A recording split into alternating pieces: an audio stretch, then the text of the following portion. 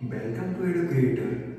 आज जैसा कि लेक्चर 3 है, पिछले लेक्चर्स में हमने ब्लड रिलेशन टॉपिक को पूरी तरीके से पढ़ा और कुछ उसके एमसीक्यूज करे, प्रैक्टिस की।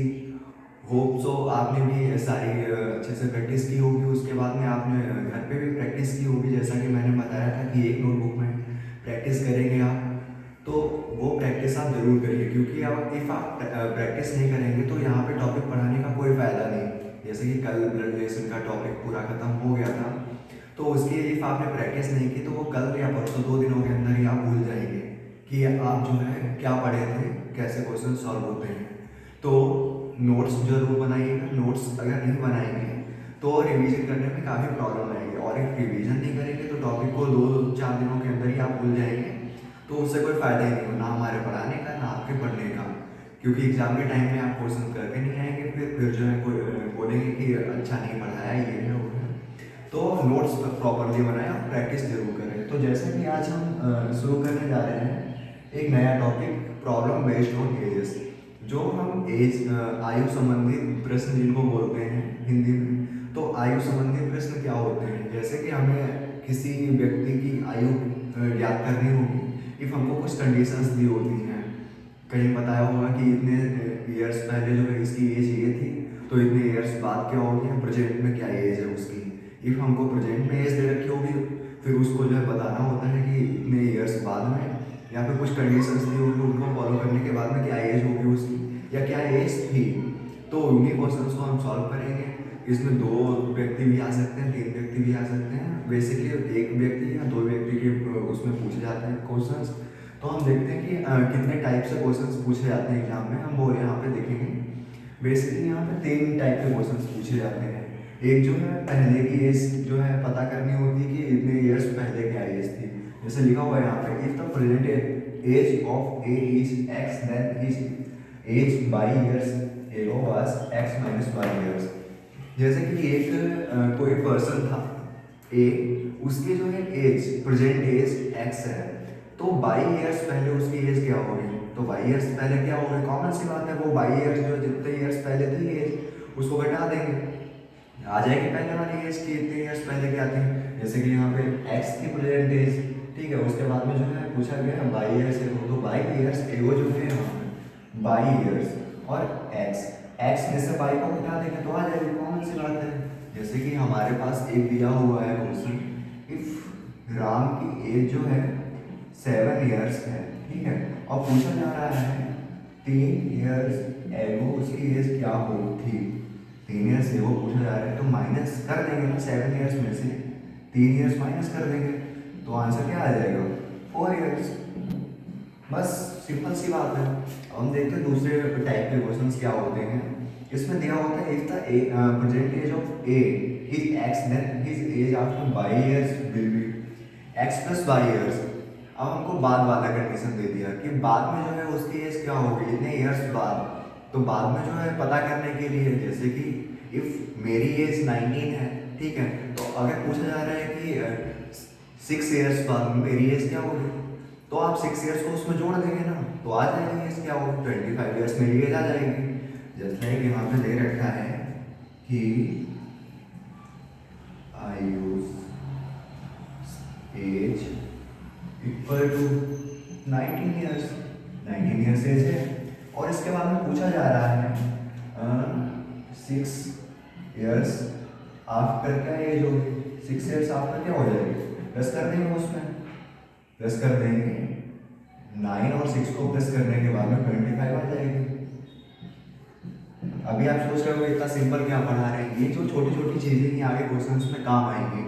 जैसे कि आपको यदि दिया होता है कि कब पहले क्या होगा तो माइनस कर देंगे, बाद में क्या होगा प्लस कर देंगे, ये सारे कंडीशंस को याद रखना है। ये थर्ड कंडीशन देखिए, difference between two persons ages will be same. जैसे कि दो लोग दिए हैं, उनकी एज तो बढ़ेगी। जैसे मेरी एज 19 है और आपकी एज मानते हैं 16 है, 16 और 19 के बीच में गैप 3 ईयर्स का है। मेरी एज 20 हो जाएगी, आपकी 17 हो जाएगी, फिर भी 3 ईयर्स का ही रहेगा। ऐसे मेरी एज 25 होती है, आपकी 22 होगी, फिर भी 3 ईयर्स का गैप रहेगा। ये 3 कांस्टेंट रहेगा, ये 3 ईयर्स का ही गैप रहेगा हमेशा, चाहे मेरी एज कितनी भी बढ़ जाए, आपकी कितनी भी बढ़ जाए, हम दोनों की एज में गैप जो है 3 ईयर्स सेम रहेगा।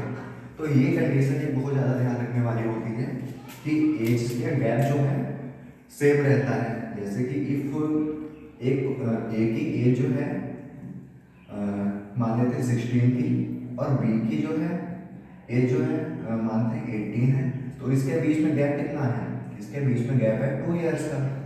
और ये जो गैप है, ये गैप हमेशा सेम रहेगा, ये गैप हमेशा सेम रहेगा। इसके बाद में हम कुछ देखेंगे कि इसको पहले तो हम क्वेश्चंस को ऐसे ही सॉल्व नहीं कर देते हैं एज्यूम करके कि हाँ इतना इतना हो जाएगा। क्वेश्चंस में जो कंडीशंस दी होती है, क्वेश्चन का जो टेक्स्ट वाला फॉर्म होता है, हम उसको मैथमेटिकल इक्वेशन फॉर्म में लेके जाते हैं, पहले कन्वर्ट करते हैं, उसके बाद में क्वेश्चन सॉल्व करते हैं। तो मैथमेटिकल फॉर्म में कन्वर्ट करने के लिए ये वाले टर्म्स भी काम आने वाले हैं, और आगे जो अभी लिखवा रहे हैं वो भी टर्म्स काम आएंगे। तो आप प्रॉपरली पहले तो इसको भी नोट डाउन कर लीजिए, क्योंकि नोट्स आप नहीं बनाएंगे तो रिवीजन नहीं हो पाएगा, रिवीजन नहीं हो पाएगा तो एग्जाम में एक भी क्वेश्चन सॉल्व नहीं हो पाएगा। तो नोट्स आप प्रॉपरली बनाएं। चलिए देखते हैं आगे कैसे इक्वेशंस और बनाते हैं। तो यहाँ पर देखिए कि यहाँ पर दिया हुआ है if the correct age of a person be X, then if जो है एक इंसान की एज जो है एक्स है, उसके बाद में तब जो है क्या होगा, एज आफ्टर एन ईयर्स, जो हमने पिछले वाले उसमें पढ़ा था कि एक्स प्लस एन हो जाता है, एज एन ईयर्स एगो हो जाता है एक्स माइनस एन, उसके साथ में एन टाइम्स का एज हो जाता है एक्स है। और फिर जो है एक और रेशियो में भी काफी क्वेश्चंस दिए रहते हैं, तो उनको कैसे हम इक्वेशन बनाते हैं, ये देखिए if ages in the numerical are mentioned in ratio A ratio B, then A ratio B will be A X and B X. If हमको रेशियो में कोई वो दिया होता है एजेस को, तो उसको हम ए एक्स और बी एक्स के फॉर्म में लिख लेते हैं, क्योंकि इक्वेशन बनानी पड़ती है हमको, इक्वेशन बनाने के बाद में सॉल्व करनी पड़ती है, तभी हमें सारे के सारे वो आंसर्स पता लगते हैं, आंसर आएगा तभी हम उसको वहाँ पे टिक करके आ पाएंगे। तो ये जो है 4 पॉइंट जो है ये नोट कर लीजिए, क्योंकि ये आगे अभी जब हम सीखेंगे इक्वेशंस बनाना तो काफ़ी काम आने वाले हैं, क्योंकि इनके बिना इक्वेशंस बनाना इम्पॉसिबल है, क्योंकि उसमें तो ये टेक्स्ट के फॉर्म में दिया होता है क्वेश्चन में, और आपको इक्वेशन बना के ही सॉल्व करना होता है, तो इक्वेशन बनाना सबसे ज़्यादा इंपॉर्टेंट है, तो इसको नोट कर लीजिए आप लोग। यहाँ पर कुछ पॉइंट्स दिए हैं जिसको हमें याद रखना होता है क्वेश्चन सॉल्व करते टाइम पे, जैसे कि ये पॉइंट्स हैं after reading the equation, sorry after reading the question assume unknown age by some variable X. जो हमें हमारे पास क्वेश्चन दिया रहता है उसमें कुछ कंडीशंस दी होती हैं, और उसमें जो है कुछ लोगों की एज पता होती है, किसी की प्रेजेंट एज पता होती है, हमको पास्ट में या फ्यूचर में क्या एज होगी वो पता करना रहता है। तो उस एज को हम एक वेरिएबल से नोट कर लेते हैं, कुछ भी वेरिएबल हो सकता है X Y Z A B C कुछ भी ले लेते हैं, तो हम उसको जो है एक वेरिएबल से नोट करते हैं। उसके बाद में convert the statements is the question into mathematical equation. जो उसमें स्टेटमेंट दिए रहते हैं क्वेश्चन में, जो कंडीशंस दी रहती हैं, उनको जो है हम एक मैथमेटिकल इक्वेशन के फॉर्म में लिख लेते हैं। उसके बाद में उस मैथमेटिकल इक्वेशन को सॉल्व करने के बाद में जो वेरिएबल का वो वैल्यू आता है वही हमारा आंसर होता है, क्योंकि वो अननोन वैल्यू हमसे पूछी होती है, उसकी जगह पे हमने एक्स रखा रहता है। तो जो एक्स की वैल्यू आती है मैथमेटिकल इक्वेशन को सॉल्व करने के बाद में वो हमारा आंसर हो जाता है। तो इसके बाद में हम एक पॉइंट और है, calculate the unknown by solving the equations and the obtained value must satisfy the conditions given in the problem. जो हमें क्वेश्चन दिया रहता है उसमें उससे जो हमारी मैथमेटिकल इक्वेशन बनती है उसको सॉल्व करने के बाद में जो हमारी वैल्यूज निकल के आती हैं उनको हम उस वेरिएबल एक्स के जगह रख के देखते हैं, एक्स के जगह रख के देखते हैं उस वैल्यू को। इफ जो है वो कंडीशंस को सेटिस्फाई नहीं करती है जो क्वेश्चन में दी होती है, तो वो वैल्यू गलत होती है, वो जरूरी है कि वो सेटिस्फाई करे उन सारी कंडीशंस को, तभी वो वैल्यू सही होती है। तो इन पॉइंट्स को हमेशा याद रखना है जब भी क्वेश्चन सॉल्व करना होता है। अभी हम कुछ क्वेश्चंस कराएंगे, उससे आपको क्लियर हो जाएगा कि कैसे जो है इक्वेशंस बनाते हैं, कैसे जो है उनकी वैल्यू निकालते हैं, और कैसे देखते हैं कि जो है ये वैल्यू सही है, वो सेटिस्फाई कर रही है या नहीं कर रही है, कैसे हम उसको चेक करते हैं। तो चलिए देखते हैं। जैसा कि यहाँ पर क्वेश्चन दे रखा है, राघव की एज 12 ईयर्स है, वह अपने भाई से 3 ईयर्स बड़ा है, 3 टाइम्स बड़ा है।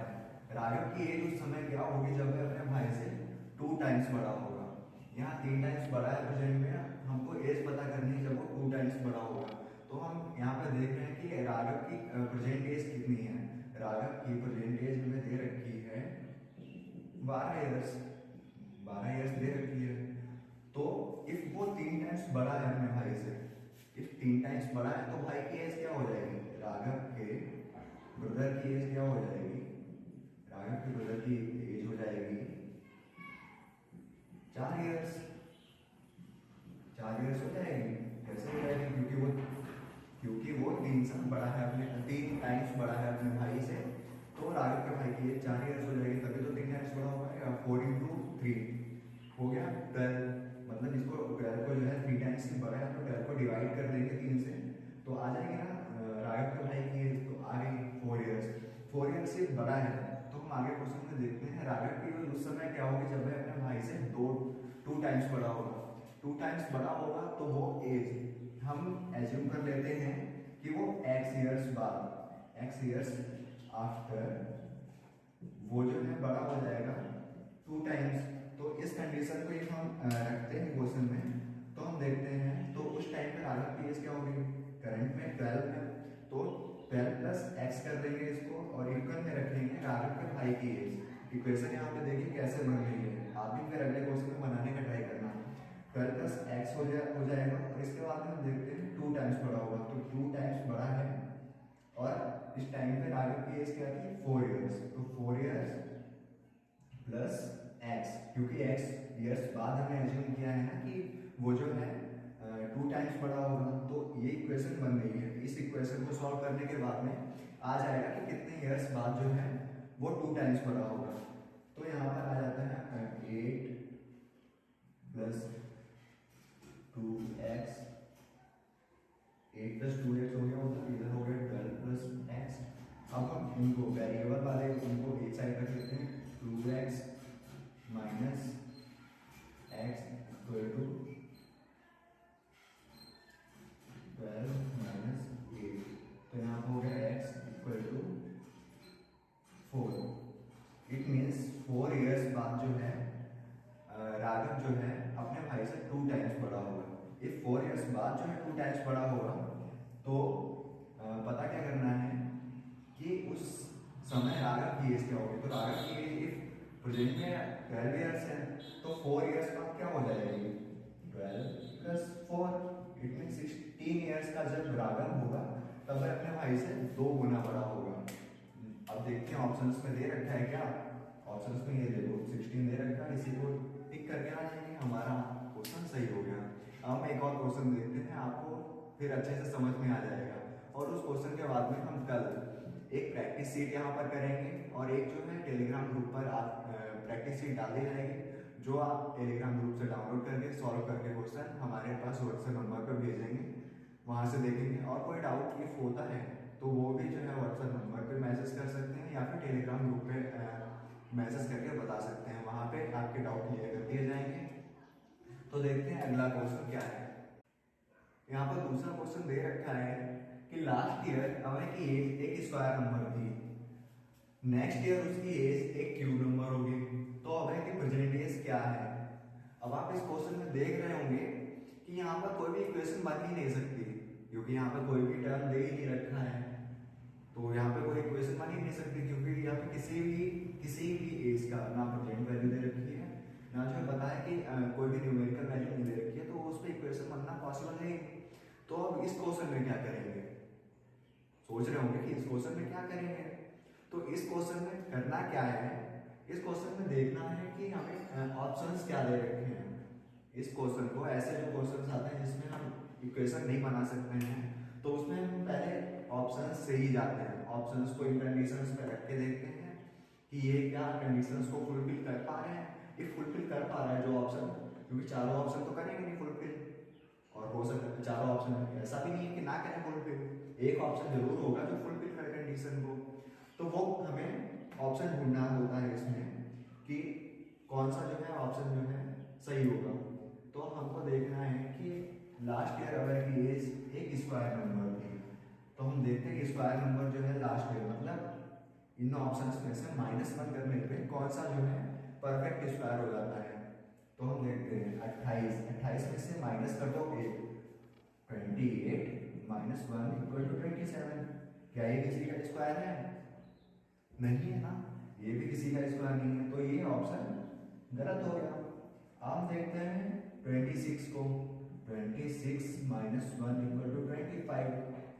ये 5 का स्क्वायर आ गया, 5 का स्क्वायर आ गया 25, मतलब ये ऑप्शन ठीक हो सकता है। ठीक है, अभी हम और भी अब हम देखते हैं कि ये ऑप्शन एक कंडीशन तो फुलफिल कर गया।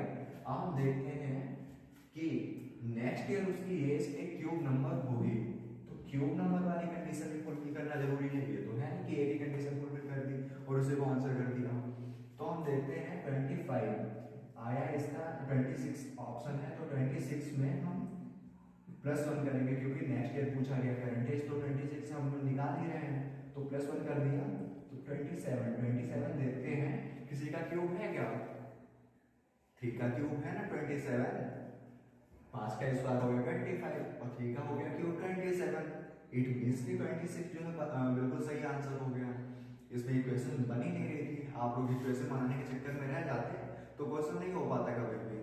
तो यहाँ पर कुछ लॉजिक भी लगाना पड़ता है, जहाँ पे जो है इक्वेशन नहीं बन सकती है वहां पर हम ऑप्शंस के बेस पर क्वेश्चन को सॉल्व करते हैं। ऑप्शंस को जो है कंडीशंस में रख के देखते हैं, फुलफिल करती है कंडीशन, देन जो है उसी ऑप्शन को टिक करके आ जाते हैं और आंसर हो जाता है। यहाँ पे 26 आंसर हो जाएगा। तो ऐसे क्वेश्चंस, आज तो हमारा थ्योरी का पूरा पार्ट हो गया, होप सो आपको समझ में आया होगा और आपने प्रॉपर्ली नोट्स बनाए होंगे। अब हम कल एक प्रैक्टिस सेट यहाँ पे सॉल्व करवाएंगे और एक प्रैक्टिस सेट घर से सॉल्व करने के लिए देंगे, आपको टेलीग्राम पे वो मिल जाएगा। कल शाम 7 बजे तक दूसरा लेक्चर आपका अपलोड हो जाएगा, जिसमें जो MCQs होंगे उसमें आप यहाँ भी सॉल्व करेंगे, वीडियो को पॉज करके रखें, घर पे भी सॉल्व करेंगे फिर उसको। और जो क्वेश्चन नहीं आ रहा होगा, डाउट होगा, वो हमसे बिना किसी हेसिटेट हुए पूछेंगे। क्योंकि इफ आप क्वेश्चन नहीं पूछेंगे, इफ जो है डाउट रखेंगे मन में, तो जो है क्वेश्चंस को कभी सॉल्व नहीं कर पाएंगे। डाउट रहेगा ना, वो डाउट हमेशा के लिए रहेगा, एक जब तक आप उसको पूछते नहीं है वो डाउट और बढ़ेगा, क्योंकि आगे क्वेश्चंस में फिर से वही डाउट आया तो आपका दिमाग खराब होगा और क्वेश्चंस नहीं लगेंगे। तो जो है ये क्वेश्चन हो गया। उसके बाद में अब हम कल मिलेंगे आपसे MCQs के साथ, एक प्रैक्टिस सीट के साथ में, और उसके बाद में कल आपको एक प्रैक्टिस सेट कैसे करने के लिए भी देंगे। तब तक के लिए